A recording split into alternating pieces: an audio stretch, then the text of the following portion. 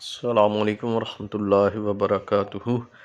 Umair Islamic tube میں خوش آمدید۔ آج ہم آپ کو شعبان المعظم کے بابرکت مہینے میں کیے جانے والا ایک بہت ہی زبردست وظیفہ بتاتے ہیں۔ یہ وظیفہ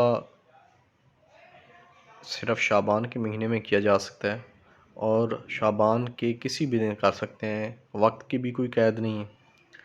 آپ کسی بھی قسم کی پریشانی، بیماری، تنگ دستی، بے روزگاری، ہر طرح کی پریشانی سے نجات کے لیے، مکہ مدینہ کی حاضری کے لیے، کسی بھی کام کی کامیابی کے لیے آپ اس کو پڑھ سکتے ہیں۔ تو وظیفہ کیا ہے؟ سب سے پہلے تو آپ نے 11 بار درود پاک پڑھنا ہے۔ اس کے بعد آپ نے سورہ کوثر، میں اس کی تلاوت بھی کر دیتا ہوں۔ اعوذ باللہ من الشیطان الرجیم، بسم اللہ الرحمن الرحیم۔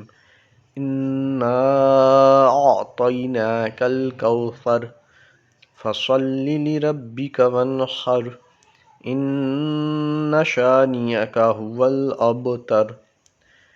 یہ صورت آپ نے 11 بار پڑھنی ہے اور ہر بار اس کے شروع میں بسم اللہ الرحمن الرحیم پڑھنا ہے۔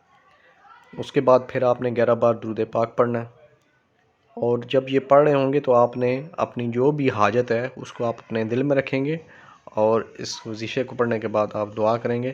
انشاءاللہ العزیز اس کی برکت سے جو بھی آپ کی حاجت ہوگی انشاءاللہ وہ پوری ہو جائے گی۔